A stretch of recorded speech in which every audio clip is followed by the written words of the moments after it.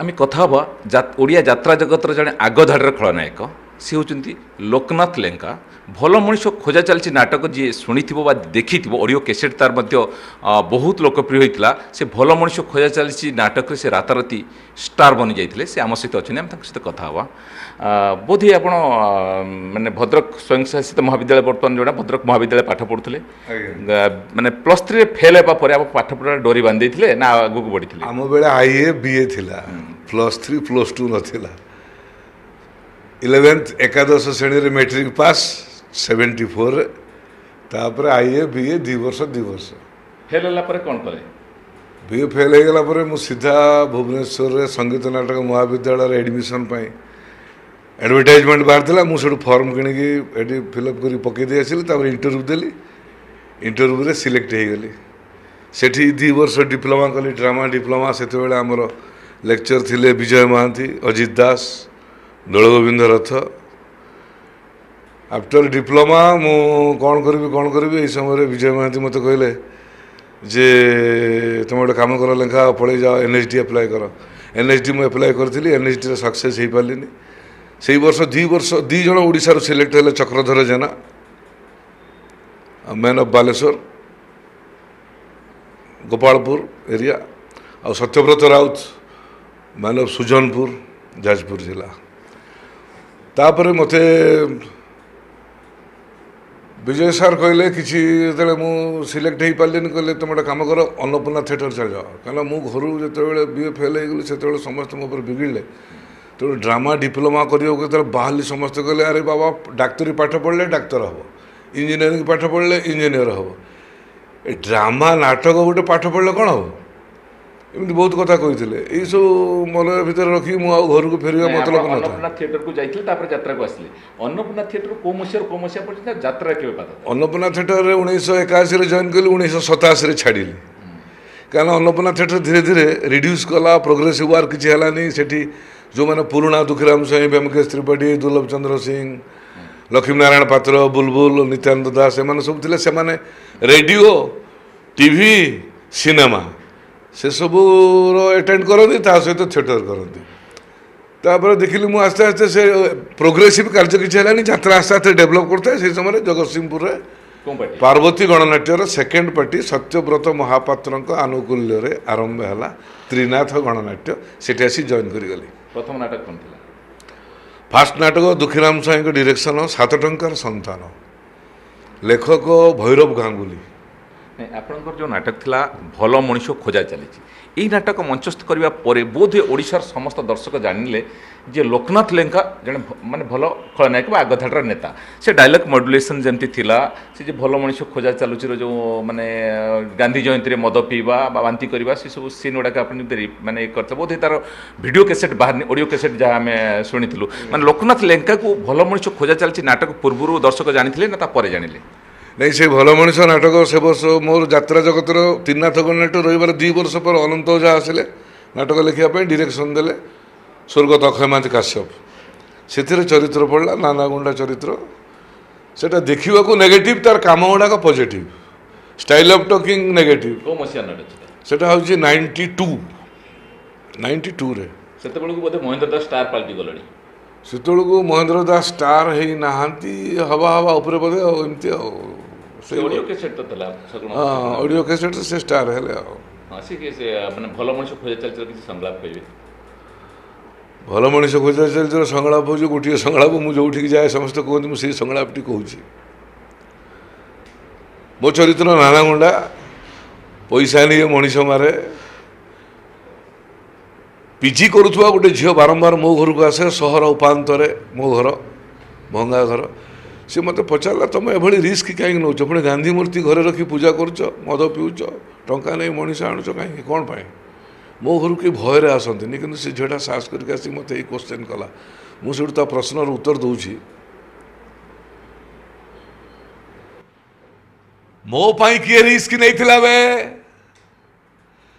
मो पाई किए रिस्क नहीं थिला मो माँ जिते बड़े मत जन्म दे सती पड़ियार सर्टिफिकेट हासिल करने रास्ता कड़े फोपाड़ दे चलीगला से कही तो जड़े रिस्क नहीं मत कोड़ को उठे नहीं ଭୋକ ବାଉଳାରେ ମୁଁ ଯେତେବେଳେ ଡ୍ରେନ୍ରୁ ଚଳା ଚଳା ପାଣି ପିଇ ଯାଉଥିଲି ସେତେବେଳେ କେହି ତ ଜଣେ ରିସ୍କ ନେଇ ମୋତେ ମୁଠେ ଖାଇବାକୁ ଦେଇନି। ଏ ଦୁନିଆ ଏ ସମାଜ ଯେତେବେଳେ ଏ ନାନାକୁ ଗୋଟେ ଜାରଜ ବୋଲି କହି ଥଟ୍ଟା କରୁଥିଲା, ଗୋଟେ ବାଷ୍ଟାର୍ଡ ବୋଲି କହି ବିଦ୍ରୁପ କରୁଥିଲା, ପରିହାସ କରୁଥିଲା, ସେତେବେଳେ କେହି ତ ଜଣେ ରିସ୍କ ନେଇ ଆଗେଇ ଆସି କହି ନାହିଁ ଏ ନାନା ମୋ ପୁଅ ମୋ ପୁଅ ମୋ ପୁଅ ବୋଲି। ଏ ଝିଅ ମୋ ପାଇଁ ଯେତେବେଳେ କେହି ରିସ୍କ ନେଇ ନାହାନ୍ତି ମୁଁ ମୋ ନିଜ ପାଇଁ ରିସ୍କ ନେଉଛି। ଅଣ୍ଡରଷ୍ଟାଣ୍ଡ? ଚାଲ ଫୁଟ୍।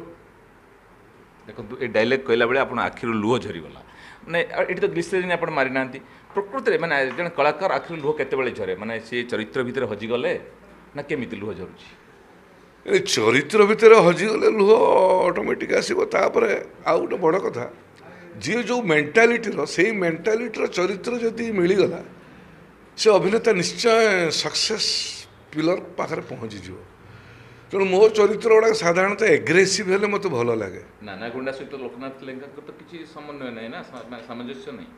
ଦିନି ସାମଞ୍ଜସ୍ୟ ନାହିଁ ଯେ, କିନ୍ତୁ କଥା ହେଉଛି ଅପ୍ରିୟ ସତ୍ୟ କଥା ଗୁଡ଼ା ସେ କହୁଛି। ତେଣୁ ଅପ୍ରିୟ ସତ୍ୟ କଥା କହିକି ମୁଁ ବହୁତ ଜାଗାରେ ଅପମାନିତ ହେଇଛି, ବହୁତ ଧୋକା ଖାଇଛି। ମୋ ପ୍ରାକ୍ଟିକାଲ ଲାଇଫ୍ରେ, ଯାତ୍ରା ଲାଇଫ୍ରେ ଅପ୍ରିୟ ସତ କଥା କହିକି ମୁଁ ବଦନାମ ହେଇଛି, ବେକୱାର୍ଡ଼ ହେଇଯାଇଛି।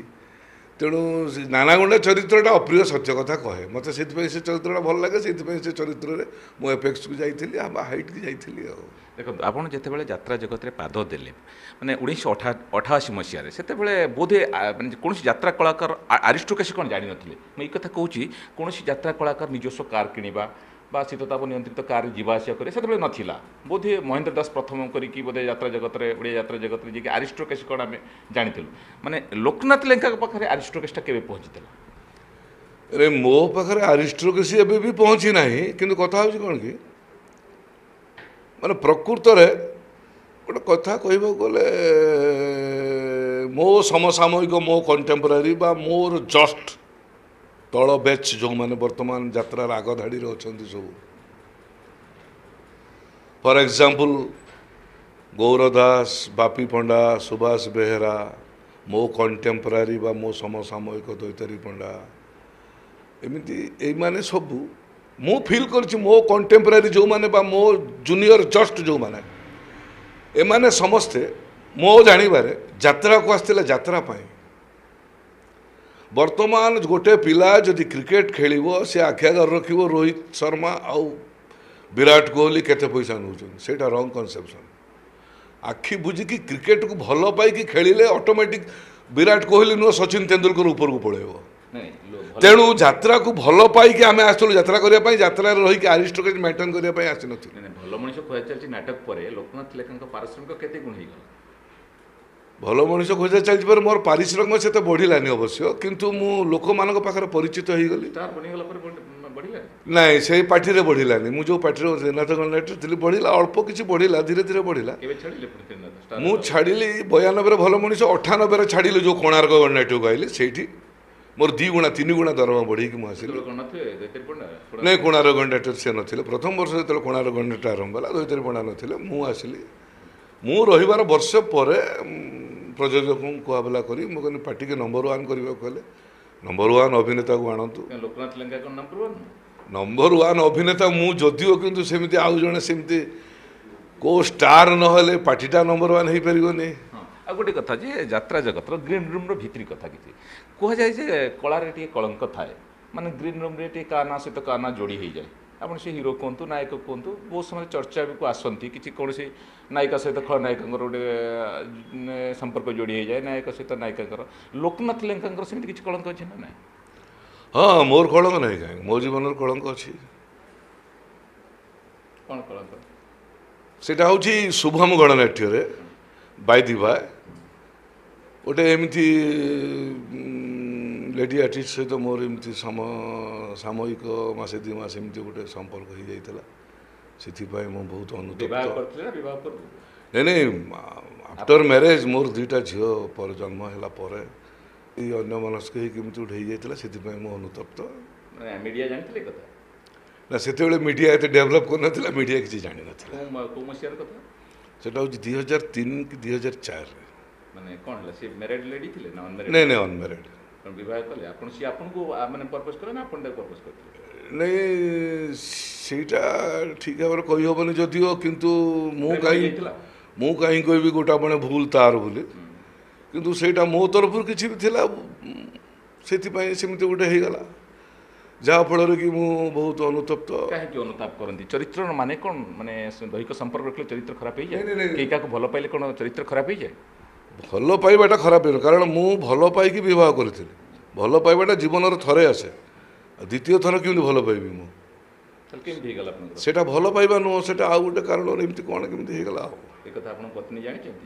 ପତ୍ନୀ ଭଲ ଭାବରେ ଜାଣିଛନ୍ତି। ଆପଣ କହିଦେଲେ ନା ସେ ଅନ୍ୟଠୁ ଶୁଣିଥିଲେ? ଭାଇ ମୁଁ କହିଲି। କେମିତି କହିଲେ? ଭୁଲ କରି କେମିତି କହିଲେ? ଭୁଲ କରିକି ଯଦି ପତ୍ନୀ ନ କହିବ ଆଉ ତାହେଲେ ସେ କି ପତ୍ନୀ, ତମେ କି ପତି? ପତ୍ନୀ ଆପଣଙ୍କୁ ଆକଟ କଲେ? ପତ୍ନୀ କହିଲେ ତମ ଇଚ୍ଛା, ତମେ ଯଦି ଭାବୁଛ ସେ କରିବା ପାଇଁ, ସେ ସମ୍ପର୍କ ରଖିବା ପାଇଁ ରଖ, ନହେଲେ ନାହିଁ, ମୋର କିଛି କହିବାର ନାହିଁ, ତମେ ଯେଉଁଟା ଭଲ ଚାହୁଁଛ। କିନ୍ତୁ ମୁଁ ଦେଖିଛି କିଛି ଆଗଧାଡ଼ିର କଳାକାର, ସେମାନଙ୍କର ପତ୍ନୀମାନେ ଘରଣୀ, କିନ୍ତୁ ଯାତ୍ରାରେ କ'ଣ ସେମାନଙ୍କର ମାନେ କିଛି ଦିନ ଯେତେବେଳେ ମାନେ ଘରଠୁ ଦୂରେଇକି ରହନ୍ତି, ସେମିତି କିଛି ମନ ହୁଏ କି ଯେମିତି ଆପଣଙ୍କର କହୁଛନ୍ତି ଯେ ଗୋଡ଼ ଥରେ ଖସି ଯାଇଥିଲା? ନାଇଁ ନାଇଁ, ସେଇଟା ସବୁ ନିଜ ଉପରେ ନିର୍ଭର କରେ। ନିଜ ଉପରେ ନିର୍ଭର କରେ ମାନେ ତମେ ଠିକ୍ ଥିଲେ ଦୁନିଆ ଠିକ୍। ତେଣୁ ଏଇ ଯେଉଁ ମୋର ବା ସମସାମୟିକ ବା ସାମୟିକ ପାଇଁ ଡିସବାଲାନ୍ସ ହେଇଯାଇଥିଲା, ଏଥିପାଇଁ ମୋର ପୁଣି ଠିକ୍ ଲାଇନ୍କୁ ଫେରି ଆସିବା, ଏବେ ପୁଣି ଭଲ ହେଇଯାଇଛନ୍ତି। ଏଥିପାଇଁ ମୋ ସାନ ଝିଅକୁ ମୁଁ ବହୁତ ପ୍ରଶଂସା କରେ। ପତ୍ନୀ କେତେବେଳେ କମେଣ୍ଟ ମାରନ୍ତି ସେ କଥାକୁ କହିକି? ନାଇଁ ନାଇଁ, ସେ କମେଣ୍ଟ ମାରେନି, ସେ କୁହେ ସମୟ ସେମିତି ଗୋଟେ ଥିଲା, ସେମିତି ଘଟିଗଲା। ସମୟର ଦୋଷ। ସମୟର ଦୋଷ। ହଁ, ଦେଖନ୍ତୁ ଆପଣ ଯଦିଓ ବିଏରେ ଫେଲ୍ ହେଇଛନ୍ତି, ତାପରେ ନ୍ୟାସନାଲ୍ ସ୍କୁଲ ଅଫ୍ ଡ୍ରାମା NSDରେ ପାଠ ପଢ଼ିଛନ୍ତି। ନାଇଁ, ଭୁବନେଶ୍ୱର ସଙ୍ଗୀତ ନାଟକ। ଆପଣଙ୍କ ମତରେ ଚରିତ୍ରର ସଂଜ୍ଞା କ'ଣ? ଚରିତ୍ରର ସଂଜ୍ଞା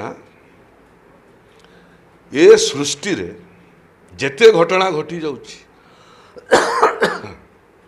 ପ୍ରତ୍ୟେକ ଘଟଣାର ଗୋଟେ ନିର୍ଦ୍ଦିଷ୍ଟ ଆରମ୍ଭ ଅଛି, ଗୋଟେ ନିର୍ଦ୍ଦିଷ୍ଟ କ୍ଲାଇମ୍ୟାକ୍ସ ଅଛି, ଗୋଟେ ନିର୍ଦ୍ଦିଷ୍ଟ ଏଣ୍ଡିଂ ବା ଶେଷ ଅଛି। ଗୋଟେ ମଣିଷର ଚରିତ୍ର ବି କାହାକୁ କହିବା? ମଣିଷର ଚରିତ୍ର ମାନେ ନିର୍ଦ୍ଦିଷ୍ଟ ଆରମ୍ଭ, ନିର୍ଦ୍ଦିଷ୍ଟ କ୍ଲାଇମ୍ୟାକ୍ସ, ନିର୍ଦ୍ଦିଷ୍ଟ ଶେଷ ବା ଏଣ୍ଡିଂ, এইটাକୁ ଯିଏ ମେଣ୍ଟେନ୍ କରିବ ଚରିତ୍ରଟାକୁ ସେ ଠିକ୍ ଭାବରେ ବୁଝିପାରେ, ସେୟା ହିଁ ଚରିତ୍ର, ଆଉ କିଛି ନାହିଁ। ଦେଖନ୍ତୁ ଏଥର ଯେତେବେଳେ ଆମର ଆମେରିକା ରାଷ୍ଟ୍ରପତି ଇଣ୍ଡିଆ ଆସିଥିଲେ, ତାଙ୍କ ତୃତୀୟ ପତ୍ନୀଙ୍କ ସହିତ ଆସିଥିଲେ, ତାଙ୍କ ସହିତ ଆସିଥିଲେ ତାଙ୍କ ଝିଅ, ଯିଏ ପ୍ରଥମ ପତ୍ନୀର ଝିଅ ଆସିଥିଲେ, ତାଙ୍କ ଚରିତ୍ର ଠିକ୍ ଅଛି, କିନ୍ତୁ ଲୋକନାଥ ଲେଙ୍କା ଟିକେ କ'ଣ କରିଦେଲେ ବୋଲି କାହିଁ ନିଜକୁ ଭୁଲ ହେଇଛି ବାରମ୍ବାର କରୁଛନ୍ତି? ନାଇଁ ନାଇଁ ନାଇଁ, ସେଇଟା ଆପଣ ଶୁଣନ୍ତୁ, ଆମେ ଇଣ୍ଡିଆନ୍, ଆମେ ଭାରତୀୟ, ଆମ ପରମ୍ପରା, ଆମ ସଂସ୍କୃତିକୁ ନେଇକି ଆମେ ଚଳିବା। କିନ୍ତୁ ଆମ ଶରୀରର ଗଠନ ଯାହା, ସେମାନଙ୍କ ଶରୀରର ଗଠନ ସେଇଆ। ସେମାନଙ୍କ ଶରୀର ଗଠନ ହେଲେ ବି ତାଙ୍କ ପାଣିପାଗ, ତାଙ୍କ ଜଳବାୟୁ ଅଲଗା, ଆମ ଜଳବାୟୁ ଅଲଗା, ଆମ ସଂସ୍କୃତି ଅଲଗା, ଆମର ପରମ୍ପରା ଅଲଗା, ଆମ ବଂଶ ବୁନିୟାଦ, ଆମର ସବୁ ଏସବୁ ଅଲଗା, ଆମେ ଏକୁ ନେଇ ଚାଲିବା। ବାପା ମରିଗଲା ପରେ ଆମେ ଯଦି ବାହାରେ ବୁଲିବା, ଦାଢ଼ି ନ କାଟିବା ବା ଶୁଦ୍ଧକ୍ରିୟା ନ କରିବା, ସେଇଟା ଆମ ପରମ୍ପରାକୁ ଦୋଷ ଦେବା ଆମେ। ସେଥିପାଇଁ ଆମେ ପରମ୍ପରା ପାଖରେ, ଆମ ବଂଶ ଖାନଦାନ ବୁନିୟାଦ ବା ଆମର ବାପ ଗୋସାବାଙ୍କ ପାଖରେ ଆମେ ଋଣୀ ହେଇଯିବା, ଦୋଷୀ ପାଲଟିଯିବା। ଏଇଟା ଆପଣ କହିଲେ କ'ଣ, ଯେଉଁଟାକି ଯେଉଁ ଚରିତ୍ର ମିଳେ, ଯଦି ନିଜ ସହିତ ସାମଞ୍ଜସ୍ୟ ଥାଏ ବା ନିଜକୁ ଖାପ ଖୁଆଇଯାଏ, ତେଣୁ ସେଇଟା ଭଲ ଲାଗେ। ସେମିତି ଭଲ ମଣିଷ ଖୋଜା ଚାଲୁଛି ଭଳିଆ କେତେଟା ନାଟକ ଆପଣଙ୍କ ଜୀବନରେ ପଡ଼ିଛି, କେଉଁ ଗଣନାଟ୍ୟ? ଭଲ ମଣିଷ ଖୋଜା ଚାଲିଛି ଥିଲା ସ୍ୱର୍ଗତ ଅନନ୍ତ ଓଝା। ସେଇଭଳି ନାଟକ କ'ଣ? ଆଉ ସେଭଳି ନାଟକ ଦୁଇଟା, ଶୂନ୍ୟସ୍ଥାନ ପୂରଣ କର, ସେଇ ସ୍ୱର୍ଗତ ଅନନ୍ତ ଓଝା, ଦୂରଦର୍ଶନ ଭୁବନେଶ୍ୱର, ସେଇ ସ୍ୱର୍ଗତ ଅନନ୍ତ ଓଝା। ମୋ ଜୀବନରେ ତିନୋଟି ନାଟକ। ଏଇ ତିନୋଟି ନାଟକରେ ମୁଁ ଯେଉଁ ଅଭିନୟ କରେ, ସେଇ ଅଭିନୟକୁ ଏପର୍ଯ୍ୟନ୍ତ ଲୋକ ମନେ ରଖିଛନ୍ତି। ଭଲ ମଣିଷ ଖୋଜା ଚାଲିଛି, ଶୂନ୍ୟସ୍ଥାନ ପୂରଣ କର, ଦୂରଦର୍ଶନ ଭୁବନେଶ୍ୱର। ଧଉଳି ନାଟକର ଚରିତ୍ର ମୋର ପଡ଼ିଛି, ଗୋଟିଏ ନାଟକ ହେଉଛି ସେଦିନର କଥା, ମନେ ଅଛି ନା? ଯଦିଓ ଟିକେ ମୋତେ ଛୁଉଁଛି, କିନ୍ତୁ ମୋତେ ଭଲ ଲାଗୁଛି। କର୍ଣ୍ଣ ଖୋଜୁଛି ତା ନିଜ ଠିକଣା। ଧଉଳିର ହେ ଈଶ୍ୱର,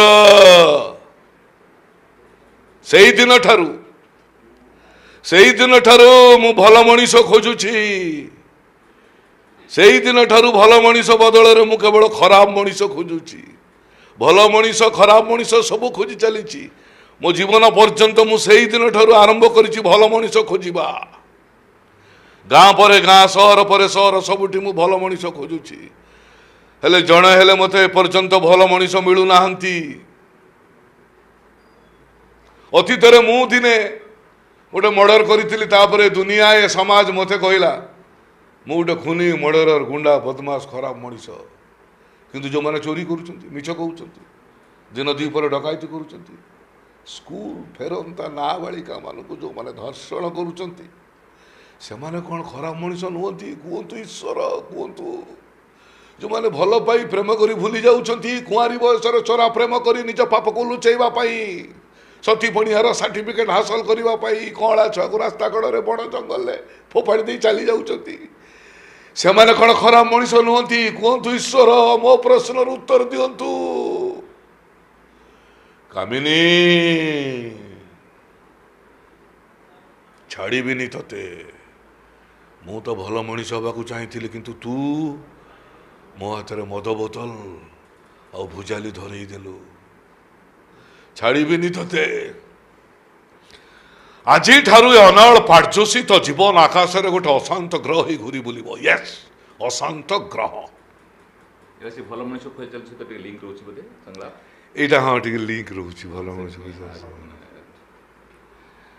हाँ आपंकर आप आगधार खलनायक कि आपंकर मन पसंद खलनायक किए मुझे तीन ऑप्शन दूचे नहीं चरित्र अभिनेता कि आप खलनायक हिसाब से लोक जानती आप तीन ऑप्शन मैं देवी दाम पंडा महेंद्र दास संजय बल आप जन को चूज करेंगे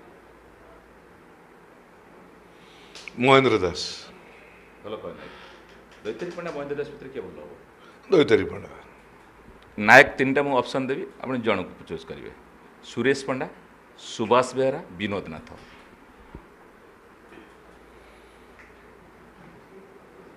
सुभाष बेहरा आपंकर मन पसंद नायक नायिका तीन जन जूली पंडा मिटुना नलिनी मिटुना मिटुना मिटुना सहित के अभिनय कर नहीं मुझे देखी कौ नाटक तार भल लगे तार से नाटकटा मोर मन ना गोटे दुटा सीन मुझे देखी जिते सात सातटा पार्टी रिहर्सल करुए सौम्यरंजन पट्टनायक